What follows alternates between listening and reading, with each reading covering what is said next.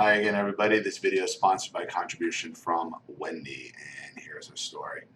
Please call me Wendy. I'm a 37-year-old woman and I want to share my journey. It's uncomfortable to think my mother as a mom, but I did here for ease of reading. I grew up in a high cost of living suburb of downstate New York. I think my paternal uncle and grandmother are undiagnosed narcs, and my mom is a narc and borderline. My parents divorced when I was 5 and my brother was 3.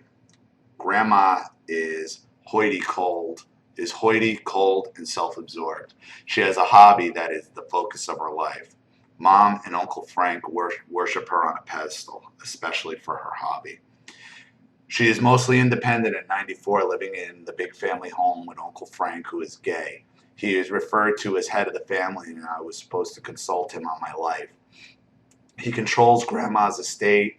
They do everything together, and nobody sees or talks to her without him now. He has to have the best of everything. When my parents divorced, Uncle Frank and Grandma stayed close to Mom. Over 30 years later, they still call each other in-laws, and she kept their name. They all graduated. They're all college educated, well off, and the men had professional careers. Dad is a moderate drinker and has had chaotic work history like real estate and contracting businesses, so income was hard to determine. Grandma and Uncle Frank loved to talk shit about him and pick on him. Mom got custody of the house, alimony, and child support. Dad quickly moved to Florida with my stepmother. Grandma and Uncle Frank wouldn't accept her into the family. We saw Dad about 6 weeks per year, which meant multiple flights alone annually. My brother Brian often tried to run away on the way to the airport. Mom was furious rather than concerned as she drove around to catch him. Brian would get sick on the plane, but there was no adult to help us. Dad called weekly, but Mom always listened. We weren't allowed to call him or give a number. Cunt. Dad went bankrupt and child support became inconsistent. Mom was always cold, demanding, self-absorbed, authoritative, paranoid, and volatile.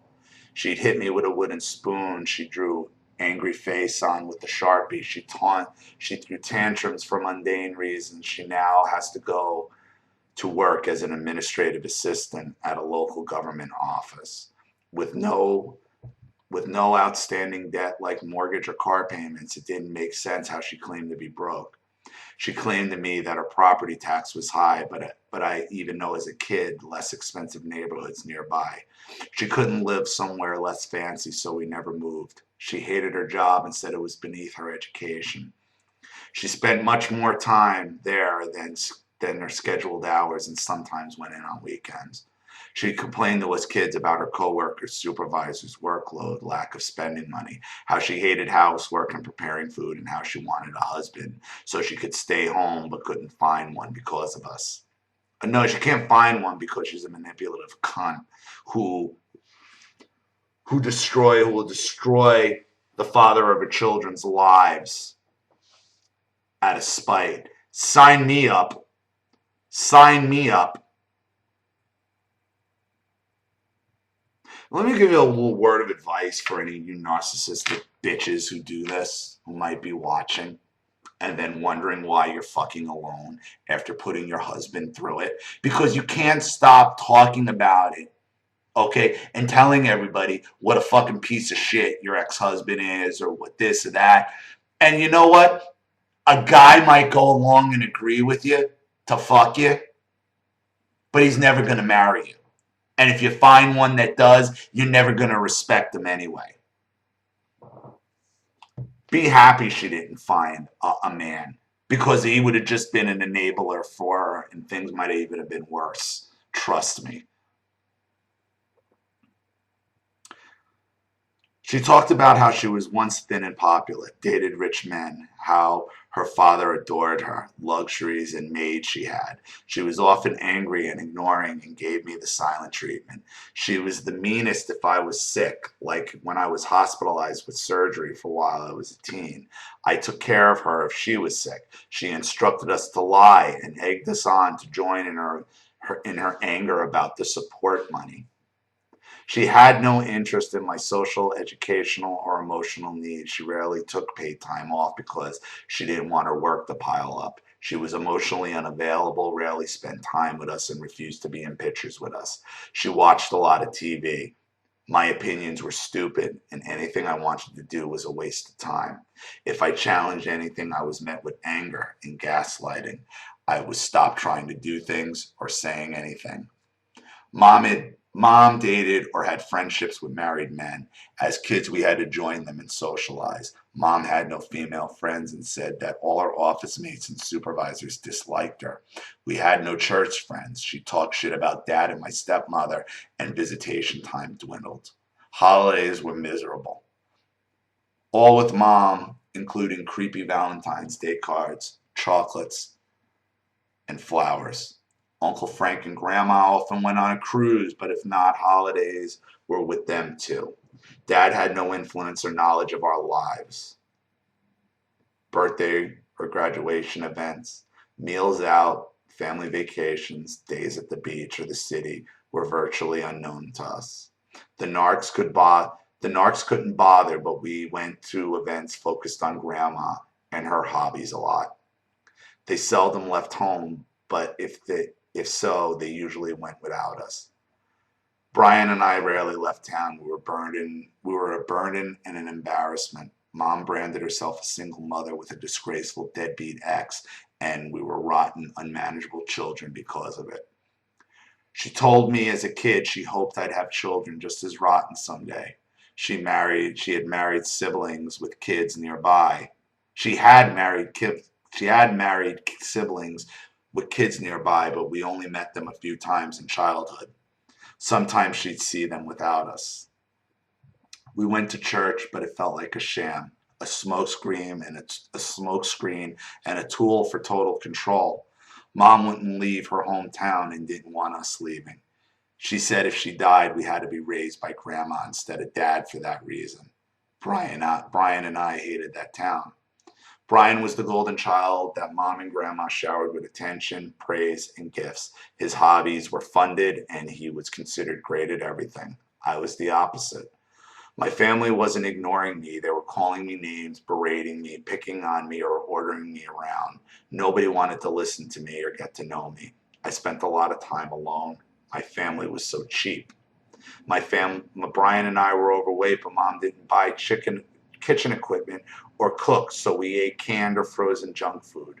She said she ate salad for lunch at work, but never dinner because food at night would make her fat.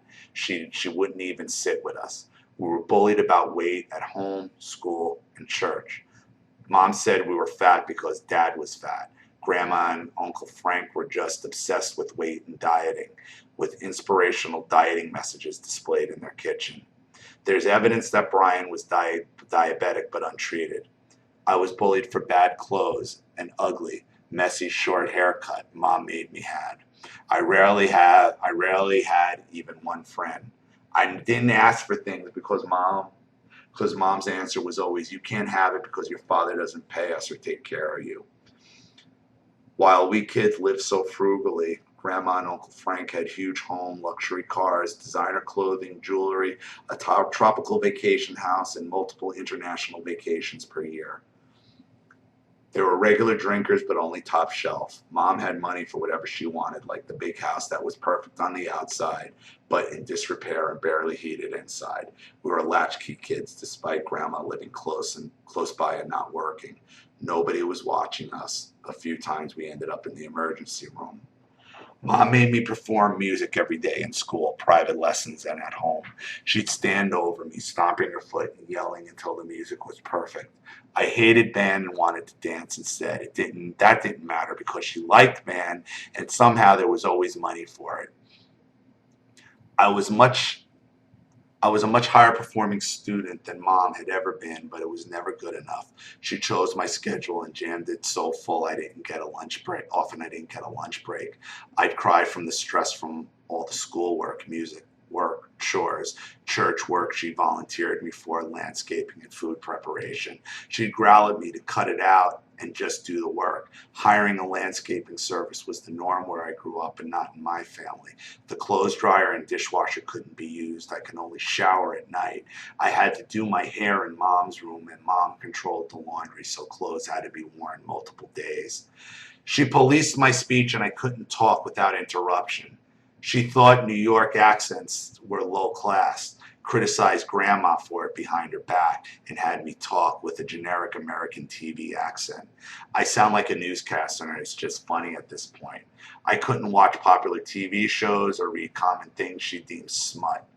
I couldn't have video games, a stereo, a phone in my room. I had one friend, but she lived in another town. I got a minimum wage job because Mom wanted me off her payroll. She took my paychecks and says it was saved, but I never saw a statement and had no access to the account. Are you writing my life? I mean, this sounds like my exact story. I liked my job and felt accepted there, unlike anywhere else. Mom said my coworkers were lower class, so that's why I fit in. She wouldn't teach me to drive. I was a virgin, but she'd take me to different gynecologists for vaginal exams, at least one pelvic ultrasound for unknown reasons. I mostly stopped eating at 16 and lost 30 pounds in a year, now a size 4. Nobody noticed much or seemed concerned. I developed painful cramps and skipped periods, probably from the weight loss and not eating. Mom insisted I go on the pill so I wouldn't miss school. Between no money, friends, or a way to get around town on my own, I barely did anything social in high school. Mom called me antisocial and a sourpuss. Like most of my childhood, I was crying alone in my room, wanting to die. Brian had anger, behavioral, and substance abuse problems as a teenager. He and Mom had scary, explosive arguments. He got money, a stereo system, TV, video game consoles, a car, and Mom took him on vacation a few times without me. Mom didn't seem to care if he went to school, church, or his grades. He had jobs but kept his paychecks. He got fired for stealing, but Mom insisted he was framed. Yeah, right. She emasculated him and called names to me, then praised him to his face. He got high and played video games while I had to do endless schoolwork, chores, and music. He became increasingly abusive towards me, and our relationship went downhill. We got along fine in Florida as kids, but visitation ended when we were 12 and 10 because we went no contact with Dad as tweens. The narc seems fine with that, and they didn't try to mediate or intervene. I think years of Mom's smear campaign caused temporary parental alienation, but she blamed us. Dad and I resumed a relationship when I was 17, and I've since apologized to him. I wanted to be a flight attendant, but Mom said no because it wasn't good for our family. They said college was my only option. Without the internet, I didn't know that was bullshit, and Mom wanted the house to herself. I attended a prestigious but small and isolated college, partly paid for by grants and outside scholarships, far more selective than Mom's alma mater. She got an unknown amount of student loans in my name to fill the gaps. Years later, Dad sent her the tuition money, but she must have kept it for herself. I have no guidance or support in college, no money or identification to travel, get an internship, do anything that costs, or get off campus much. I spend a lot of time at my work-study job because that's how I paid for books, clothes, personal items, and travel between college and home. I was depressed and had social anxiety, and I didn't make friends. I was expected back at Mom's on breaks and summers for my job. I got a liberal arts degree and moved back in. I had nowhere else to go and didn't know how to research options other than clerical work. I hated my unstable, low-paid, boring jobs, and the narcs were disappointed in me, yet offered no support or guidance to do anything else. Dad had another son and moved back to New York, to the New York metro area. For years, I wasn't invited to visit. My stepmother passed away when I was in my early 20s, but I hadn't seen her for years. At her funeral, Uncle Frank commented how much money she cost the family. I wasn't invited to my brother's christening or early birthdays. I was so hurt but afraid to say so. Mom said my stepmother's death was God's punishment for not paying her, and he had no right to have another child. I was so disturbed by that. Years after it happened, I found out that once Brian and I were adults, Mom sued for unpaid child support. She lost, so she sued again, and Uncle Frank settled with her. I wish Dad would move. I wished Dad would move back to town so I could see him. Years later, he told me he stayed away on purpose to be far away from Grandma and Uncle Frank. After college, I was still depressed, isolated, and dependent. Brian had an apartment and car at his university 3 hours away and was low or no contact with the whole family.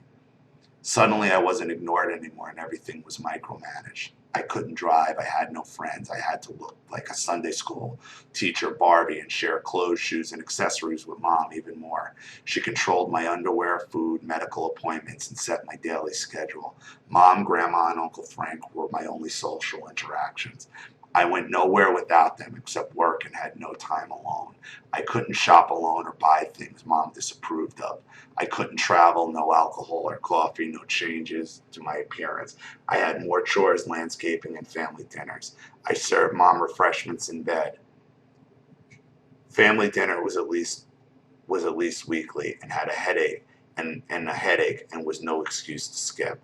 Narcs were always on fad diets and I had to go along with. So we ate steak and cold asparagus at every dinner. No one talked to me unless I was about my weight or food. I was supposed to smile and nod along with their banter while they drank. No one asked me what I wanted to eat, let me plan a meal, or learn to cook. I knew nothing about sex, but had no social life anyway. Financial arrangements were made, so I didn't cost Mom anything. I felt drained and trapped, like my family was bleeding me dry. I have no life of my own. Mom nagged me until I agreed to do what she wanted, like take antidepressants so I could be more pleasant to her, locking up my money in a 3-year CD at her bank and going on a chaperone blind date with an Italian American guy she chose and flirted with at night, all night. She mentioned the benefit of arranged marriage and wanted more dates but couldn't find another guy. Mom is not Italian but idolizes anybody and anything that is, especially Grandma and Uncle Frank. She preferred I marry into such a family, but I didn't identify as Italian or want to marry into that culture. She said I couldn't move away because the family was getting old and I had to take care of them, so I should stay and save money. She said it was only fair that I take of her when she's old because take care of her when she's old because she took care of me when I was young. I had no privacy but used the internet at work. My family was so stingy with me that I had no financial ties to them for years. I've already opened an account in a new bank, so I found an apartment to share in the boroughs and left at 24. Mom wanted keys. I said no. When I moved out, I was mostly ignored again, but things got weird. Mom quit church and dismantled the gardens I'd maintained. Christmas and birthday gifts stopped and the narcs rarely called. Mom had numerous big improvements done to her house. She slowly replaced our few childhood pictures with ones of herself when she was young. Holidays in her home ended and she started spending time with 2 coworkers about my age. She'd go on about these wonderful women and their home-cooked Italian dinners. Years later, she gave me a crumpled bag with unused baby gifts. I was incredibly lonely, a virgin, and eager to experience the world. I met a guy named Kyle who also had a miserable childhood. His mother had him young with a husband who soon left. She became a conservative Christian, married again, and had more kids. Kyle said he was disobedient so he was often left alone and ignored. He was told he was possessed by demons, was left home as a tween when they went on vacation. They sabotaged his college plans. He ran away from home on the West Coast and went no contact. He said he loved women who needed rescuing, and we became inseparable. He was like having a boyfriend, a best friend, and a parent all at once. Took me to restaurants, movies, spas, traveling, showed me how to eat healthy, and cooked for me. I joined a gym, got new clothes and underwear, owned my free time, and had a backlash against religion. It was amazing. Kyle loved my company, made me feel safe, and listened to me, was generous, considered my needs, wanted me to be happy, and said I was beautiful just the way I was. My family never hugged me or told me they loved me, but he did all the time. He had a high sex drive and wanted it 2 to 3 times per day, plus masturbation. Another new thing for me. I loved having and giving him physical attention. He's professionally successful, responsible, doesn't drink or smoke, and I knew mom wouldn't flirt with him since he's not her type. We moved in together, got cats, spent the second half of my 20s and his early 30s spending time together as if we were the only two people in the world. Kyle's work took us further away to a neighboring state. Mom tried to mom tried turn me off of him and get me to move back with her. The gaslighting got to me a little, but ultimately my instinct that he's the one. We decided to get married. Mom said to abort if I was pregnant and talked about divorce during our engagement. She wanted some control of the wedding plans, even though Kyle and I were paying. We also said no to a pre-marriage counseling and religious ceremony by Uncle Frank's narc priest cousin. We're atheists and we didn't want counseling, especially from the family. The narcs now wanted nothing to do with the engagement or the wedding, but showed up to criticize, eat, and drink booze. Dad was the only relative who toasted. Mom told me it was disgraceful that Dad didn't pay. I happily ditched the family name and took Kyle's. We bought a nice car and a beautiful new home. I wanted was to be a nurse, and Kyle was supportive. Mom advised against it, but I was turning 30 and saw no reason to stay barely employable in clerical work. I graduated from a local program with honors and have been happy and successful ever since. Overall life got much better. Mom, Grandma, and Uncle Frank were nasty or ignoring about all the new in my life, but I cared less and less. I made friends. I go to the gym every day, dance, do yoga. I'm fit and healthy now. I haven't been on a diet since I've moved out. I have less social anxiety and I'm not depressed. I always felt like an outcast, but suddenly one day I realized it was only my family who treated me like poor, bedraggled child of divorce. I was actually a married, attractive, securely middle-class adult with a respectable profession, and the rest of the world was treating me nicely. It felt great. Kyle and I both had no family, financial, or emotional support as adults, nor have we inherited anything, so I think we've done pretty well. The narcs held on to the false narrative that Kyle and I are struggling. It was infuriating that they still saw me as a loser, but hilarious that they never tried to mooch. I love Kyle, but he can be exhausting. He's in his mid-40s now and still needs a lot of sex and attention. He doesn't like being alone and we have no boundaries. He often works from home when I'm off and I go on his business travel. 13 years into the relationship, we're still inseparable. I have no model for healthy relationships, but I wonder if we're unusually enmeshed. He manages finances, taxes, and cooks. I buy his wardrobe, give him vitamins, and we're doing all the shopping and cleaning and laundry. It feels good sometimes, like someone is finally taking care of me. He feels the same way. We're the center of each other's universe, and I'd be lost without him, but sometimes I want space. We don't have kids. I organize my life so I'd be least likely to ever need family support or give them kids to abuse, and I didn't want our relationship to change.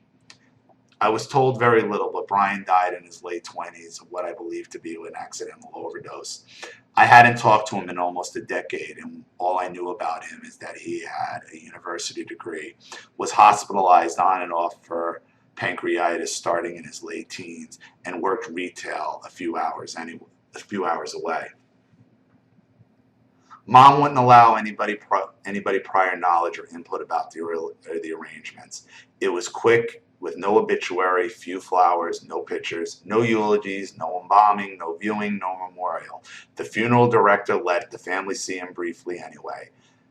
Around that time, Mom revealed her annual income, so I knew she could afford better. Brian's friends drove for hours, but had to wait outside. She went alone to his place. She said she gave his stuff and pets to his friends and gave Dad and me nothing. Mom said he had only debt. She contacted Dad for reimbursement at the funeral. I wasn't seeking or talking to the narcs often, but Brian was barely mentioned around me. It was as if nothing had happened and was deeply disturbing. With other family deaths, Mom seemed focused on the inheritance money and jewelry. Dad married again and is great, and his new family is great. We always chose them for family holiday. We always choose them for holidays and birthdays now. My half brother was Grandma and Uncle Frank's new golden child, then the scapegoat when he became a teenager with more of his own personality. A new argument about money demands was the final straw for Dad and his new family to go no contact. It's been 15 years since Mom was financially responsible for children, and I hoped our relationship would become normal without that so-called stress. It never happened, and it only got worse. Everything you said about elderly narcs is true. They were still hung up on dieting.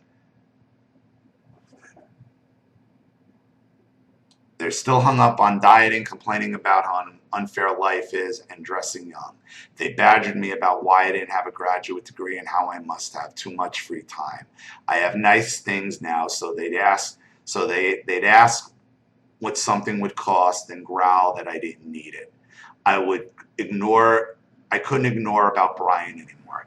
I gave up trying to please the narcs in my mid-30s, and I went from very low contact to no contact about a year ago. They don't leave town, at least not for someone as unimportant as me, so I don't worry that they'll come here. I sent a short email saying I no longer wanted to be contacted, then blocked their emails and numbers. They rarely contacted me anyway and didn't have any social media accounts. Mom sent Valentine's Day cards and birthday cards like she always did, but I've thrown them out, most unopened. I don't care what she has to say now, and anything meaningful wouldn't fit in a greeting card. Kyle opened one and told me it just said, "Have a nice birthday," as if nothing was wrong. Grandma and Uncle Frank never sent anything. There was just extended family around sometimes, but I got no flying monkeys. Nobody from my mother's side ever tried to contact me. I have a relationship with Dad and my half-brother now. I like my new stepmother and step-siblings. Dad wasn't perfect, but he treated me like a maid. Emotional tampon, surrogate spouse, or scapegoat like the narcs did.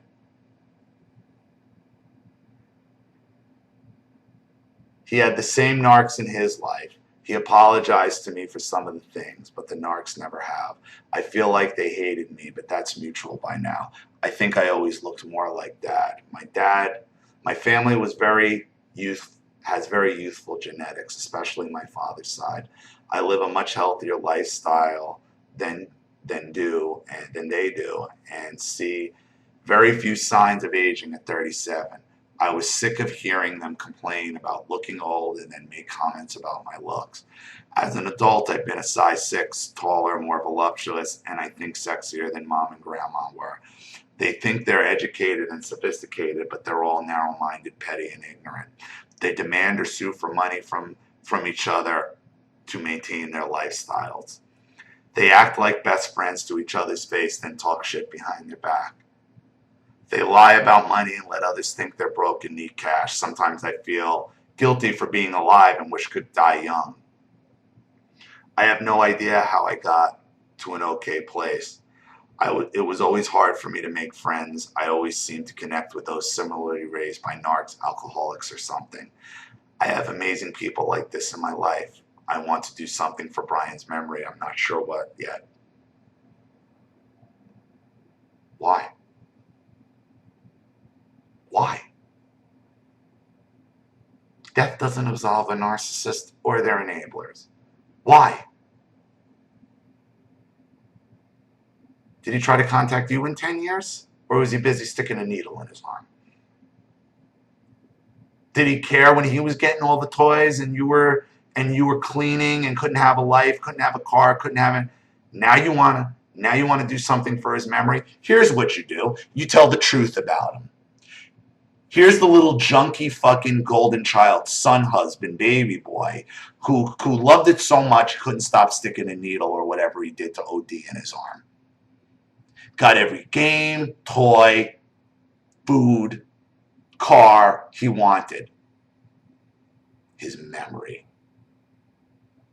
When you tell if you wanna do something for the narc's memory, tell the truth. Your insight on anything here is much appreciated. These people will live forever, so please give me the strength to stay no contact. If I get an invitation to a 100th birthday party that exalted grandma in a few years, now at this point, but why couldn't I be a part of my mother's family? Why was I shut out of dad's life even after apologizing?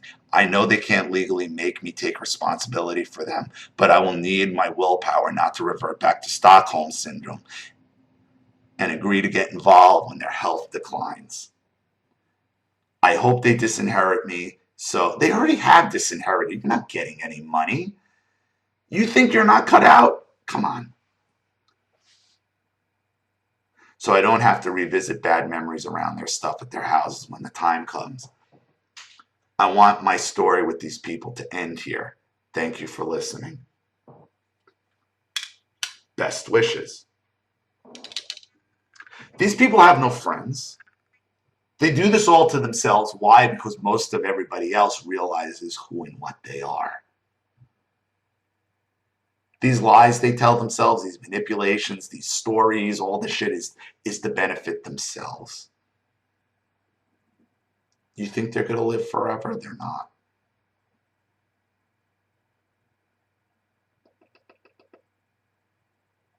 You want to know how to handle this? And I've said this before. Here it is. As we get to the end, here it is again. Death absolving of the narc. It does not. It never does. So what? They're the good. I'm glad. This is what you say. I'm glad you're dying. Can you die a little faster? What are they going to say to that?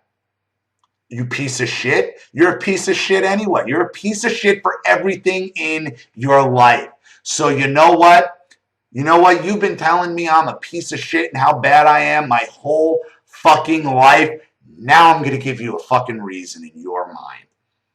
And then what I'm going to do is I'm telling everybody I can talk to. Everybody who and what you are and what you've done. Everybody's going to know. Everybody's going to know.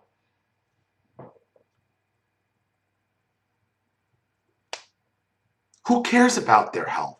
They used you as a Cinderella servant.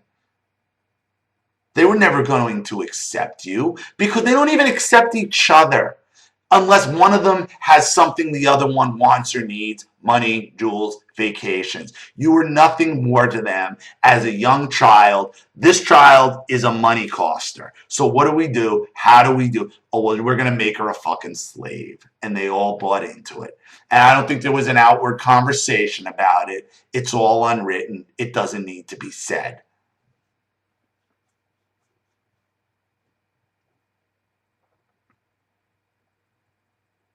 That's what you do here. Once again, death does not absolve the narcissist. You want to do something for the narcissist's memory? Tell the truth to anybody who will listen. And don't forget, you owe these people nothing. If they die alone, spending all their money, they made their bed. Let them die in it. Thank you for your contribution and thank you for your story. I hope that helps. Thank you to everybody watching. Please leave any comments or opinions in the comment section below. And again, if you want your story read on the channel, you have a topic you'd like me to cover, a narcissist you'd like to expose, you know what to do with the PayPal and my email link in the description box. I'll have the video right back to you. This is Ali Matthews. Thanks for watching. See you all again soon.